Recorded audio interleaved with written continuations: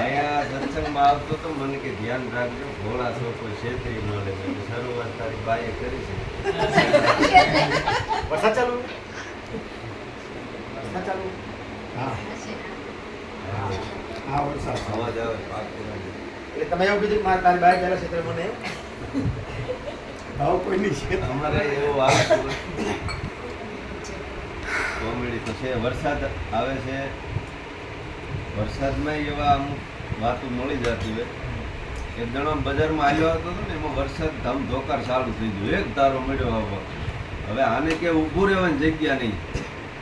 હવે આમ ઉપરથી વરસાદ આવે ને સજવું એટલું બધું નહીં. અહીંયા એક દુકાન હતી કરિયાણાની અને એ ગામડા ગામ ત્યાં દુકાન બાજુ આમ થોડોક સડ્યો હતો કે ભાઈ વરસાદ ઓછો લાગે, પણ વાસઠ એટલે ને આમ દુકાનમાં આમ ઘરતો જાય પણ હવે ઓલ્યો પાછો ડોળા કાઢે. 62 પગમાં આવે, પગ ભીના થાય એ કરવું હું. ઓલો પાછો દુકાનવાળો ડોળા કાઢે. પછી આને મગજ દોડાયો કે આપણે દુકાનમાંથી કંઈક વસ્તુ લઈને તો આપણને ઘડીક ઊભા રહેવા દે. વરસાદ બંધ થઈ જાય એટલે હું વયો જાઉં. આમ કાંઈ લેવું નહોતું પણ આમ તો ભાવ મળ્યો પૂછવા કે આ પાંજરાને એવું બધું ટીંગાતું હતું કે આ પાંજરાનો શું ભાવ છે? બોલું કે 100 રૂપિયા થોડા હોય. વાતને લાંબી કરતો હતો. 30 રૂપિયામાં કે એમની હારે જ મળે. બોલું કે લઈ જાઓ. મૂળી 30 નું જ હતું. નાનું મૂંઝાણ. હવે લેવું તો નહોતું. પૈસા માથ નાખ્યું ને આમ પાકીટ મળ્યો ચેક કરવાનું કે બીજું બધું તો ઠીક પણ ઉંદર આમાંથી છટકી નહીં જાય ને એમ કે એ બધું અમારે ન જોવાનું, અમારે તું ન છટકવું.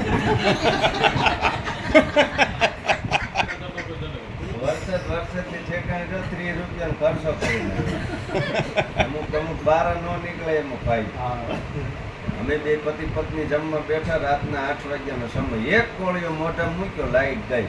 વધારામાં જમાઈ નહીં. મેં મારા પત્નીને કીધું, મેં કીધું ત્યાં મૂળાનું કાર્યું બને, મૂળા બહુ શીકણા. મને કે કપાળ મૂળા કોઈ દી શીકણા હોય. મેં કીધું ખાઈ જાઉં, હું થોડું ખોટું બોલું. અરે મને કે ભેજા મારી કરોમાં શાકવાનું હોય, ખાવાનું હોય, મૂળા કોઈ દી શીકણા ન હોય, ખાઈ લો સાના મોના. પણ મેં કીધું મૂળા શીકણા છે.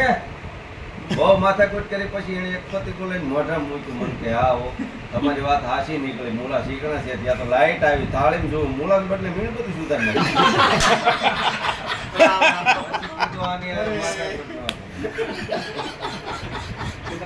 લઈને બારે નથી નીકળતો કારણ કે કિલો ઉભો રહી ગયો. એકવાર બજારમાં અમે નીકળ્યા તો એક નાનકડું છોકરું બોલી ગયું કે જો સાયકલ ભેગું ટ્રેક્ટર જાય ભલે જાય, અમને કઈ વાંધો નથી, તને શું વાંધો? મોટું ભાંડીને બેઠા કે નીકળવું પડે. તળાવની પાળે અમે શાંતિથી ફરતા હતા. એમાં એક એની કોલેજની બેનપણી આવીને ભેગી થઈ ગઈ એટલે હું તો સમજી ગયો આપણી માર્કેટ ગઈ.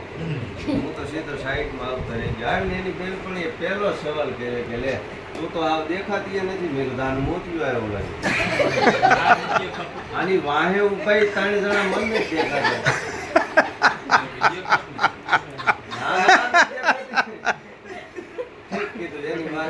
બે બેનપણીઓ થોડી વાર વાતચીત કરીને એને એમ થયું કે આવડો રૂપાળો ભેગો લાગે. મારી બાજુમાં ફરી ગાલ ઉપર ટાપલી મારી, મને માથે ગલગલિયા કર્યા. મારા વાઈફને કહા તારો મોટો ને મત જ ગયો મારો. હા મોટો નાના બધા ઘેરે કીધું નક્કી કર્યું આ રથ મારો ન કરે. વરાળમાં એકાદ વાર લઈને નીકળું, રથયાત્રા નીકળું સીધો ઘેરે. અને પતિ પત્નીની વાતોમાં મજા આવે. આમ આનંદ તરત આવે ને આમ જમી કાઢીને પતિ પત્ની હિંડોળા કાઢી હિસક થતા. એમાં વાતમાંથી વાત નીકળી. પેલી બાઈ કે આદમી મરી જાય તો ક્યાં જાય? તો કે સ્વર્ગમાં જાય. તો બાઈ મરી જાય તો સ્વર્ગમાં જાય. મારા બાપુજીનું શું જાય કામ હોય કે ને? તો કે આદમી મરી જાય સ્વર્ગમાં જાય તો ત્યાં એને શું મળે? તો કે એને અપ્સરા વરે.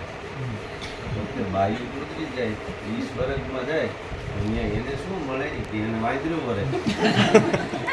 ઓલી બાઈ કે તમારે સારું નહીં, અહીંયા અપ્સરા ન્યાય અપ્સરા, અમારે તારું ન્યાય વાંદરું.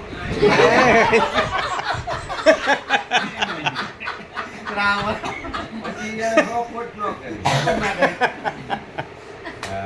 બેનોની વાત મજા. ભાઈઓ કરતા બેનો બુદ્ધિ વધારે. બેનો પૂછે બધું, આપણને ધાર્યું એનું જ. આપણને પૂછે કાળું પેન્ટ પહેર્યું છે ધોળું, આપણે કઈ ધોળું કે ધોળું ધોવાનું છે, કાળું તમે પહેર્યું છે. મૂળ 2 પેન્ટ બીજા નવા કબાટમાં પડ્યા. અમારા અમરેલી બસ સ્ટેન્ડમાં એક બેન બેઠા હતા, એમાં એક ચોર આવ્યો, ટ્રેનનો આંચકો મારી ભાગ્યો. ઓલા બેન કે ભલે લઈ ગયો, ખોટો છે.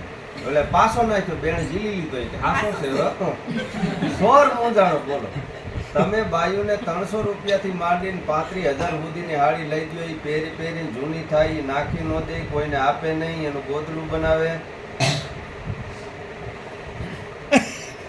યાદમી ઓઢાડે આપણા લેખાને પોતા કરનાર પગ લૂછણિયા. પછી કે તમારા ભાઈ લેવાતા જાય. કીધું લેવાતા જ જાય ને આખું ઘર પગ જઈએ જાય. આમનું થઈ જાય. એક જણો તેની ઘરવાળીએ ઝઘડો કર્યો, બાજ્યો.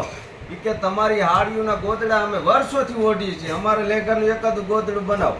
બહુ માથાકૂટ કરી પછી કે એને એક ગોદડું બનાવ્યું. હવે એ લોકો કે પાથરવામાં રાખે છે, ઓઢતા નથી.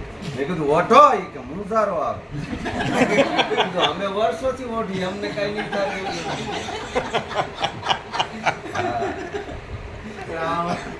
એક બેન તો 3 છોકરા લઈને બસમાં ચડ્યા. કંડક્ટર આવ્યો, ટિકિટ. બેન કી એક ટિકિટ આપો.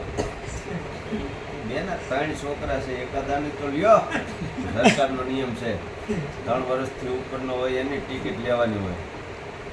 કંડક્ટર હોશિયારી કે બેન 3 માંથી એક 3 વર્ષનો નથી. કે ના, એ કે ઉંમર ગણાવો.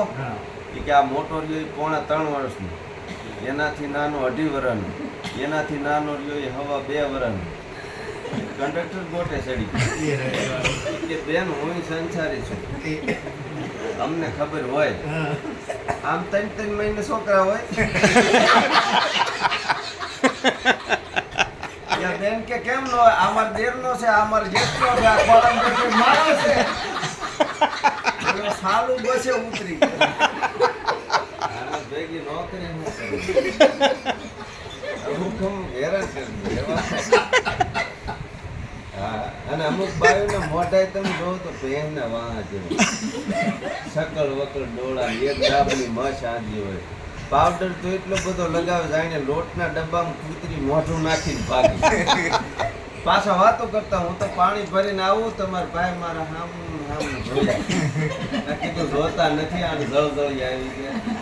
તું આવી 2 વર્ષથી ઉગાડા પડી ગયા આટા મારે બીજા સંપર્ણનો